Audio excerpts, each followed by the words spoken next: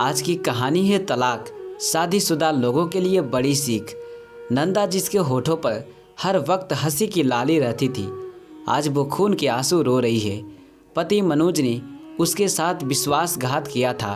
कितना प्यार था दोनों में। शादी के बाद न जाने कितनी बार लड़कियां अपने मायके जाती रहती है, किसी न किसी बहाने से जिसकी कोई गिनती नहीं।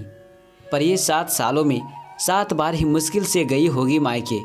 एक तो 8-10 घंटे का सफ़र तय करना पड़ता था, दूसरे मनोज ने प्यार इतना दे दिया कि मायके की याद भी कम आती थी। और फिर नंदा के मायके जाने से मनोज को खाने पीने की दिक्कत हो जाती थी। पीछे से उसके दोनों अकेले जो रहते थे। दिल्ली में सब कुछ ठीक ठाक चल रहा था। इसी बीच नंदा को एक बेटी हुई। वो अब अपनी गृहस्थी में और भी रच बस गई थी। बड़े मज़े से उसकी गृहस्थी की गाड़ी चल रही थी। न ही सास ससुर की चिक चिक, न ही किसी और रिश्तेदार की। ससुराल उसकी माँ के पास ही थी, तो वो तभी एक साथ दोनों जगह पर मिल जाती थी। जब कभी भी उसे किसी की मदद चाहिए होती तो पास ही की गली में उसकी सहेली दामिनी रहती थी, वो उसके पास चली जाती थी। आज भी नंदा दामिनी के पास आई है, रोए जा रही है, रोए जा रही है, चुप होने का नाम ही नहीं ले रही है। दामिनी के लाख पूछने पर भी नंदा बता नहीं पा रही थी, जबकि दोनों अपना सुख दुख खुलकर बांटती थी। दोनों के बीच कोई पर्दा नहीं था। आखिर बताती भी तो कैसे। नंदा मनोज पर अंधविश्वास करती थी। थोड़ा रोकर जब मन हल्का हुआ तो कुछ शब्द निकल कर बाहर आए मुँह से। कहने लगी तो ठीक कहती थी, मर्दों पर इतना विश्वास अच्छा नहीं होता है। मैं ही पागल थी जो उसके प्यार में डूबी रही। नंदा की बेटी आहना बहुत छोटी है, पर इतनी भी नहीं कि वो ये ना समझ पाए कि कुछ हुआ है। वो ये तो समझ रही थी कि कुछ हुआ है। मम्मी रो रही थी और पापा सुबह गुस्सा हो रहे थे, पर क्यों ये समझ नहीं पाई। आखिर वो 5 साल की ही तो थी। बच्चे कुछ समझे या ना, पर गुस्सा और नफरत की भाषा बखूबी समझते हैं। बस नंदा को देखे जा रही थी और उदासी थी। दामिनी ने धीरज बांधते हुए कहा, तूने अंकल आंटी को फ़ोन कर दिया क्या? नहीं। नंदा ने ना में गर्दन हिलाई। हूँ कहते हुए दामिनी ने लंबी सांस ली। वो उठकर रसोई की ओर गई। 2 कप चाय के साथ कुछ खाने का भी लाई और आहना के लिए नूडल्स भी।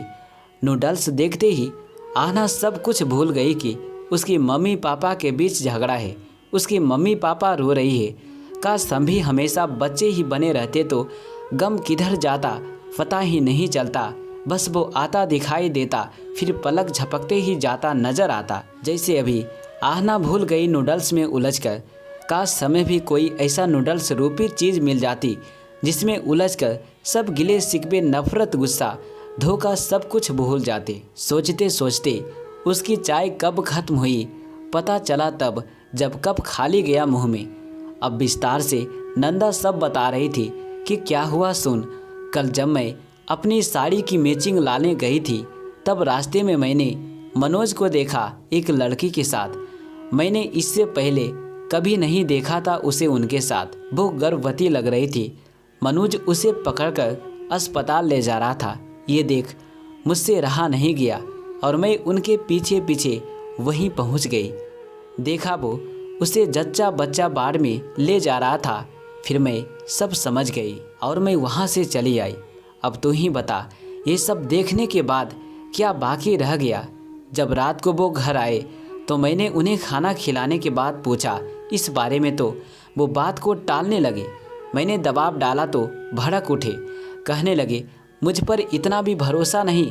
मैं भी तुनक कर बोली, हाँ नहीं है। जब तुम साफ साफ नहीं बता सकते तो मैं तो तुम्हें गलत ही समझूंगी ना। बात बात में बात बिगड़ गई। ना वो बताना चाहते थे, ना मैं जाने बिना रह पा रही थी। दोनों ही जिद पर अड़ गए थे। ऐसे हमारे बीच बहस नोक झोंक में कई बार होती, पर बात इस हद तक कभी नहीं गई और मैंने उन्हें तलाक के लिए कह दिया। कहते कहते वो फपक पड़ी। दामिनी बोली, तो क्या मनोज भी यही चाहता है? हाँ यही तो चाहता है वो भी, वरना तभी ना कह देता तलाक की ज़रूरत नहीं। तुम थोड़ा सब्र करो, मैं सब ठीक कर दूंगा। तो बात यहाँ तक आ पहुँची। सुन तो एक काम कर, पहले आंटी को सब बता दे, फिर देख वो क्या कहते हैं। हाँ तो ठीक कर रही है। तभी नंदा ने फ़ोन कर अपनी माँ को सब बता दिया। माँ ने नंदा के पापा को भी सब बात बताई। अगले दिन तलाक का नोटिस भिजवा दिया मनोज को और नंदा को अपने साथ ले गए। मनोज को बहुत दुख हुआ कि नंदा उसे समझ नहीं पाई। उसने उसे सब क्लियर करने का मौका तक नहीं दिया। उसका जी चाह रहा था वो जोर जोर से रोए, चीखे चिल्लाए, पर किसके आगे, कोई तो नहीं है अब यहाँ। आहना को भी साथ ले गई थी वो अपने। जरा भी समय नहीं दिया था नंदा ने उसे खुद को बेगुनाह साबित करने का। उसके साथ जो हुआ था ये तो वो ही जानता था।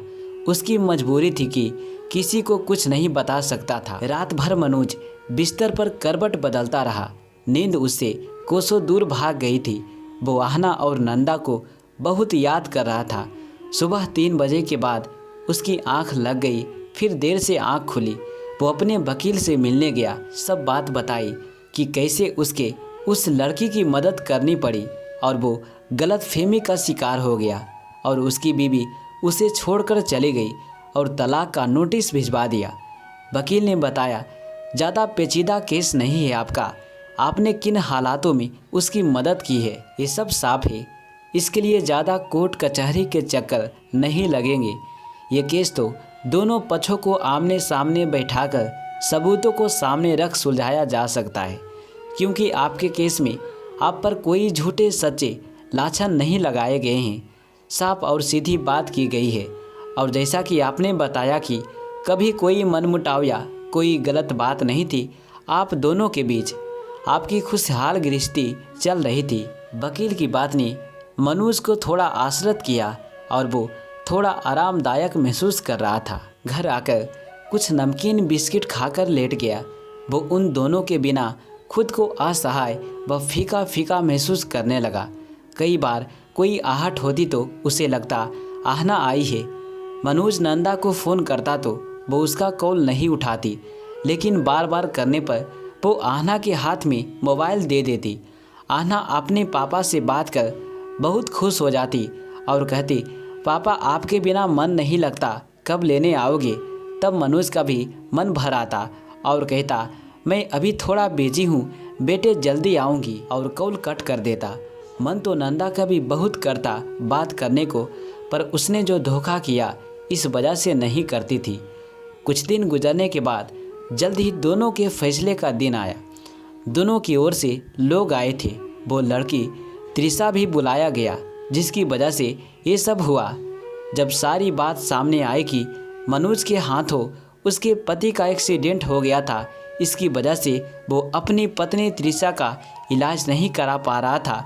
वो एक अस्पताल में भर्ती है, ये गर्भवती है, उनका इस देश में कोई नहीं है। ये लोग कनाडा से यहाँ अपनी नौकरी के लिए आकर रह रहे हैं। जब मनोज से ये दुर्घटना हुई तब मनोज को जेल भी हो सकती थी इस जुर्म में, पर त्रिशा ने पुलिस में ये कह दिया कि मनोज की कोई गलती नहीं, उसके पति ही गाड़ी गलत चला रहे थे और इसे बचा लिया, नहीं तो मनोज को सज़ा हो सकती थी। अब जब वो इसके साथ अच्छा व्यवहार कर रहे हैं गलती के बावजूद, तो फिर मनोज का भी तो कोई फ़र्ज बनता है कि उनकी ऐसी परिस्थिति में मदद करे उनकी। बस नंदा ने साथ में त्रिशा को देख मतलब गलत निकाल लिया।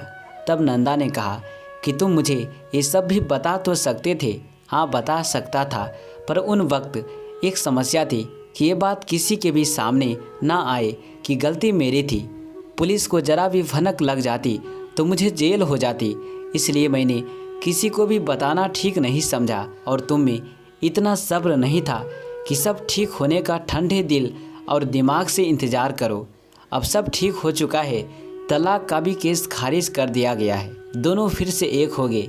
इन सब के बीच सबसे अच्छा ये हुआ कि दोनों के बीच प्यार और विश्वास दोगुना हो गया। आहना भी पहले जैसी खुश और खिली खिली हो गई। टूटा घर फिर से जुड़ गया।